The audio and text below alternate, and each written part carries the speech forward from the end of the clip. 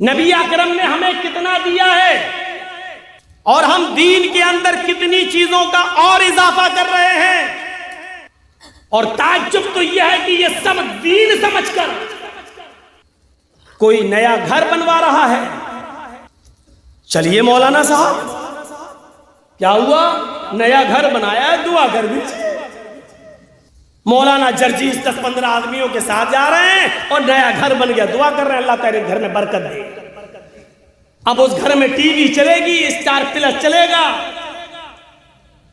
नाटक देखा जाएगा, सास भी कभी बहू थी ना, सही है ना, बहू भी कभी सास भी कभी बहू थी। हाँ जी, ये सब चलेगा उसमें सीरियल।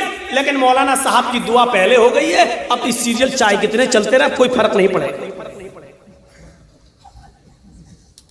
मौलाना सरजी साहब 10 आदमियों को लेकर दुआ कराया है, अब उसमें घर की औरतें चाहे कितनी बीड़ी के बंडल बनाए, सब हलाल।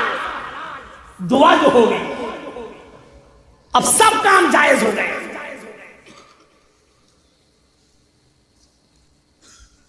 पूरी जिंदगी उठा लो नबी अकरम सल्लल्लाहु अलैहि वसल्लम की, उस सहाबा के साथ आप भी कभी गए हो कहीं? किसी ने कहा हो अल्लाह के रसूल मेरा घर बन गया हो, चलिए दुआ कर दीजिए, और आपने किया? यहां तो नई दुकान बनती है तो वो किराए के टट्टुओं को बुलाया जाता है। किराए के टट्टू जानते हो? भाड़े के एक एक पारा सबको पकड़ा दिया। कुछ लोगों को तो मैंने ऐसे देखा है, ऐसे। अब आप ये मत कहना मौलाना आपने कैसे देखा, आप भी गए थे क्या? आप लोग बहुत अक्लमंद हैं, बहुत अक्लमंद है।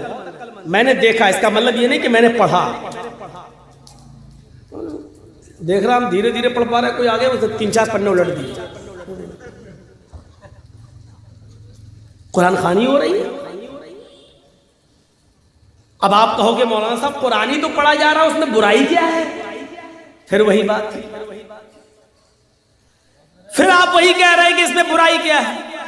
मैं नहीं कह रहा हूं कि कोई बुराई है, लेकिन मैं ये कह रहा हूं क्या ये अमल जनाबे मोहम्मदुर रसूलुल्लाह और आपके सहाबा से साबित है?